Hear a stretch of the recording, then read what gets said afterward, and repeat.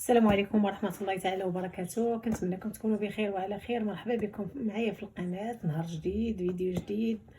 مبروك عليكم العواشر، دخل عليكم بالصحيحة وبالسلامة وبالرزق وبطولة العمر يا ربي وباش ما تمنيتو. من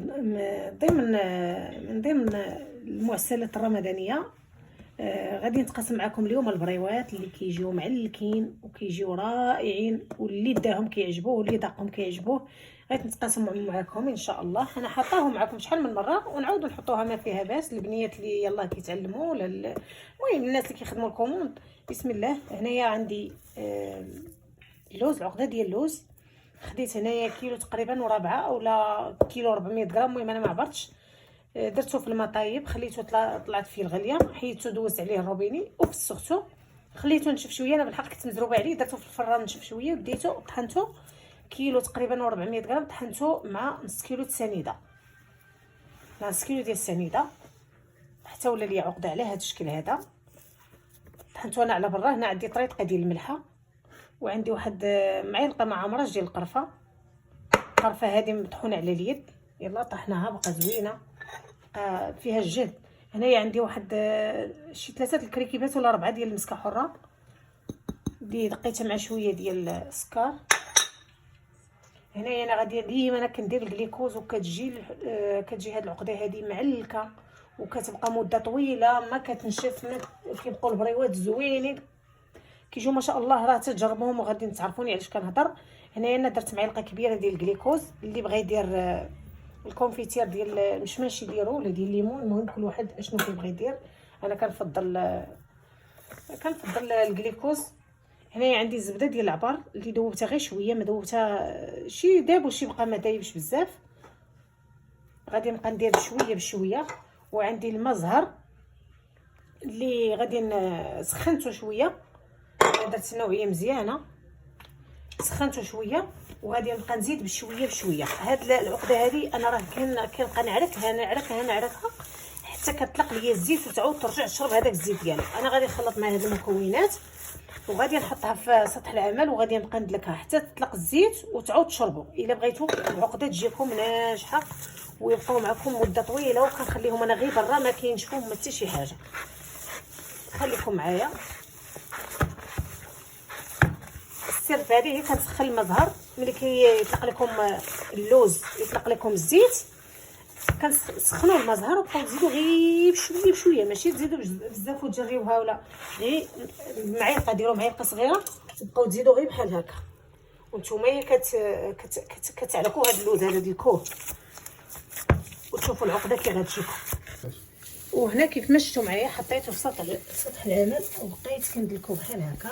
وانا كندير قطيره بقطيره ديال المزهر، ما تكثروش. الا كثرتوا المزهر والحشوه عفوا العقده جرات لكم، راه ملي غدا تقليوهم غادي نطرفوا لكم بالزيت. كندلكوه كان تقريبا شي 10 دقائق وانا كندلكوه. وهذا راه اللوز البلدي تبارك الله عطيني الطوع في الخدمه. شو ماشي ناشف ولا الزبده. راه درت غير شويه، درت تقريبا شي 3 معالق الزبده ما عامرينش صافي. انا غادي نديركم مزيان وندوزو ان شاء الله بحال هكا. كندلكوه راه كيولي بحال المسكه، يعني معلك. هذه هي العقده اللي كندير انا في البريوات وكتجي ناجحه ما شاء الله. خلي ملي غتخلطيه وصافي وبداي تخدمي به ما عرفتش انا، كل واحد وكيفاش كيدير. انا المهم هذه طريقتي. وهنايا خواتاتي درت باش الورقه. انا راني بديت نكور هاد العقده. شوفوا تبارك الله كيفاش كتجي معلكه وما تجريوها ما والو. هنا درت عندي كيلو هنا ديال الورقه، حيدت لي هاد الشوائب ولا هاد الجناب اللي كيكونوا ناشفين، قطعتهم كلهم بالمقص وخليتهم بحال هكا مربع. شوف ها هما هادو راه ما عرفتش كيضيعوا. الا بغينا نديرو بسيطلات نقطعوهم ونزوقوا بهم، اولا كنديروهم بحال شكل بيتزا. المهم راه بزاف ما يدار بهم، كنخليهم في الكونجيناتور حتى كنسالي ليهم. هنايا انا غادي ندوز هاد البريوات، غادي ندير فيهم القياس ديالهم 5 سنتيم اولا 4 ونص. المهم ها هي 4 ونص. هنا غادي نعبر وغنطراسي باش يجيني القياس مكان، باش ما تجيش وحده كبيره وحده صغيره. صافي اللي انا غادي نستمر بحال هكا نطراسو عاد نرجع نقطع. المهم وهنايا دازت قطعت الورقه كيف ما شفتوا معايا، هي حنت ديال البخار غادي ندهنها بالزيت، شويه الزيت، وغادي نبدا نطوي البريوات. هاد الكره بحال هكا، انا شي مرات كنت كندير لهم بحال هكا الطريقه هادي ويجيو عامرين الجناب وكلشي، كديرهم علاش كالفرماج هشو بحال هكا. هادي حتى هي كتساعد وتجي زوينه. يجيو البريوات عامرين حتى من الجناب. كنبدا نشد بهاد الصباع هادو وانا كنطوي البريوه بحال هكا. كيجيو هاد البريوات محيدقين وكيجيو زوينين وصغار. الاحسن البريوات ديال اللوز ولا ديال الكاوكاو ما يبغوش يجيو كبار بحال المالحين اللي كيجيو كبار. اما هاد الشيء هادو هاد البريوات كيبغيو يجيو صغار بحال هكا. اذا كانت باقي شي ورقه ناشفه ولا نضربوها نقطعوها نقص صافي. وغادي نطوي بحال هكا. الا خفتو منها انا هنايا دايره الدقيق مع شويه ديال المزهر والماء هو اللي غادي نسد به. كاين اللي كيبغي يدير البيض، كل واحد شنو يعجبو يدير. انا ديما كندير غير الدقيق مع الماء، دير مع قطيرات المزهر باش يجي هذا بحال هكا. شوف كيفاش كيجيو. نعاود معكم واحده اخرى. انا غادي كنخدم دابا واقفه، غادي غير نخدم معكم هادو، غادي نمشي نجلس وعاد نكمل الكويرات. عاد نكور اللوز كله ونخدم على خاطري وانا جالسه بحال هكا. نحاولوا نعمروا الجناب باش ما يكونوش البريوات عامرين غير من الوسط. صافي شوفوا لي هكا. وهاد الشيء اللي كيبقى لنا هنايا غادي ندخلوه نلبسوه بحال هكا. وغادي ندير شويه من هذا الخليط هذا ديال الدقيق مع المزهر. صافي انا غادي نستمر ان شاء الله حتى نكملهم كاملين ونخليهم يباتوا حتى يتشمعوا ليا. يخليهم يباتوا والغد ليه ان شاء الله عاد غادي نقليهم. دابا انا كنخدمهم العشيه هذه، واخا نبغي نقليهم ما بقاش عندي الوقت فين نقليهم. وانا ديجا كنت خدامه واحد الكوموند بنهار وهذا عييت. صافي حتى الغدا ان شاء الله. صافي ونتلاقاو ان شاء الله باش نقليوهم ونعسلوهم. وهنا خواتاتي بعد ما لويت البريوات وخليتهم ليله كامله ما شاء الله راهم كيجيو البريوات كيحمروا. شوفوا معايا هنايا درت باش نقليهم، راه قليت الاولى ودابا راني كنقلي الثانيه. هنا درتها في هاد المقله هذه صغيره حيت البريوات كيبغيو الزيت تكون كثيره باش يتقلاو لينا مزيان ويجيو اللون ديالهم متوحد. هنا راه شوفوا راه مازال ما كملتش، ما بقيت البارح في الليل وسالت ليا الورقه. شوفوا راه كيجيو صغيورين كيجيو من داكشي الرفيع.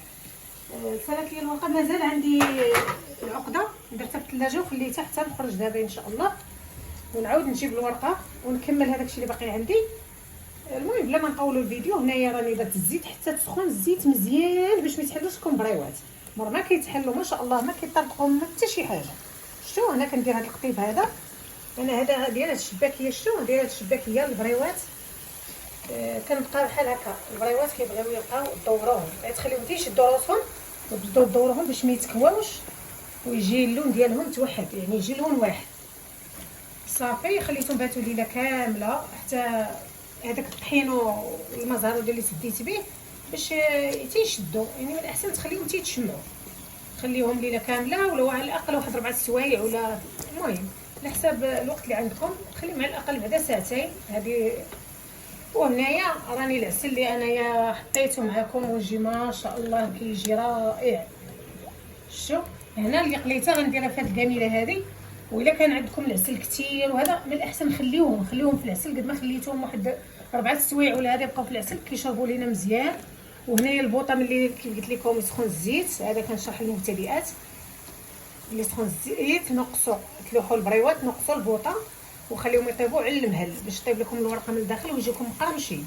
اما الا شوتوهم دغيا تشوطوا راه يبقى واحد المده وغادي يلواو ليكم حيت الورقه من الداخل ما دخلهاش طياب.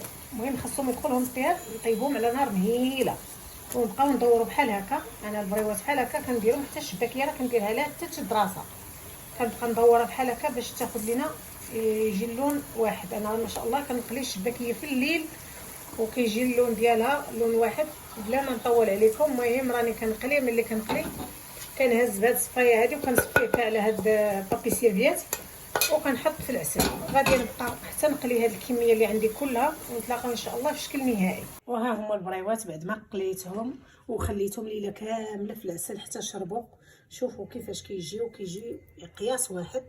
شفتوا تبارك الله واللون كيفاش داير.